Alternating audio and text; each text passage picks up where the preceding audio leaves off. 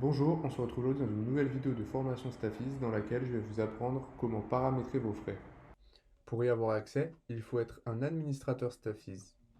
Si c'est le cas, le paramétrage se trouve dans le panneau administrateur. Cliquez sur Admin, panneau administrateur, ensuite sur Paramètres entreprise, sur l'onglet Paramètres entreprise et pour finir Frais. Le premier bloc vous permet de sélectionner certaines options. La première donne la possibilité aux administrateurs de créer des frais pour tous.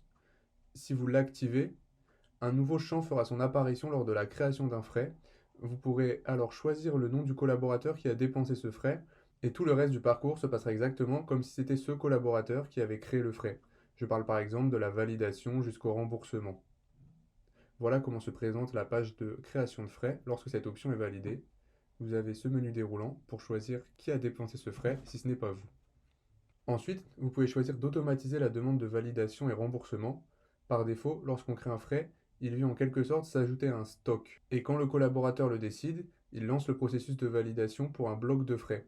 Cela permet donc de grouper les demandes et d'éviter de spammer les valideurs. Si cette option est activée, dès qu'un frais est créé, il part automatiquement pour la validation.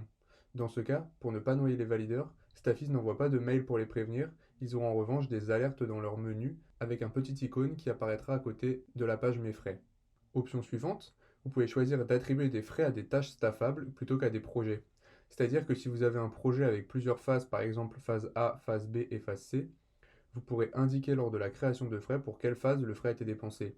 Cette option apporte une précision accrue au suivi de vos dépenses, mais n'est pas recommandée si vous n'en avez pas un besoin impérieux. Vous pouvez choisir de rendre les pièces justificatives facultatives, et c'est d'ailleurs recommandé. Avec cette option, les collaborateurs seront obligés d'ajouter un justificatif en créant leurs frais. Ce pourrait être une facture ou un ticket de caisse par exemple. Vous pouvez ensuite définir le type de validation des frais. Chef de projet veut dire que le premier responsable du projet sera en charge de la validation des frais. Dans l'onglet Mission, je peux voir que dans mon entreprise, le premier responsable de projet est celui qu'on appelle chef de projet. Sur n'importe quelle mission, je peux voir qui est chef de projet et donc qui validera les frais. Responsable du valideur indique que c'est toujours la même personne qui validera les frais pour chaque utilisateur. Pour définir cette personne, allez sur le profil de l'utilisateur et choisissez le valideur des frais pour cette personne. Dernière option, pas de validation des frais. Vous pouvez ensuite choisir d'utiliser le système français d'indemnité kilométrique pour les dépenses liées au trajet.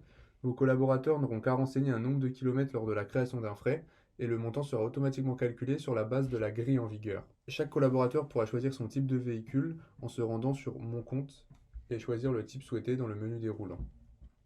Enfin, vous pouvez décider de suivre les fournisseurs des frais. Cela signifie que lorsque vous créez un frais, vous pourrez choisir de quelle organisation parmi les organisations de votre CRM vous a vendu les frais. Par exemple, pour une dépense de trajet en train, je peux renseigner SNCF lors de la création du frais. Cela permet ensuite d'accéder au rapport fournisseur dans le panneau administrateur qui affiche l'ensemble des dépenses réalisées auprès de la SNCF. Cette option n'est pas forcément recommandée si vous n'en avez pas un besoin impérieux. Vous pouvez voir en bas de page un tableau avec les types de frais que vous souhaitez utiliser.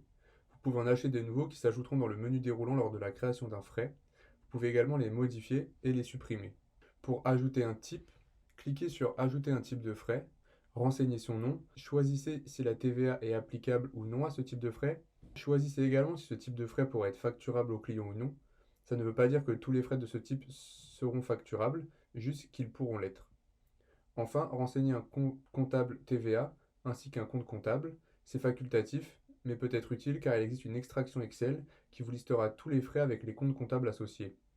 Appuyez sur Enregistrer et le nouveau type apparaîtra maintenant dans le tableau en dessous. Voilà, cette formation est maintenant terminée. J'espère qu'elle aura répondu à l'ensemble de vos questions.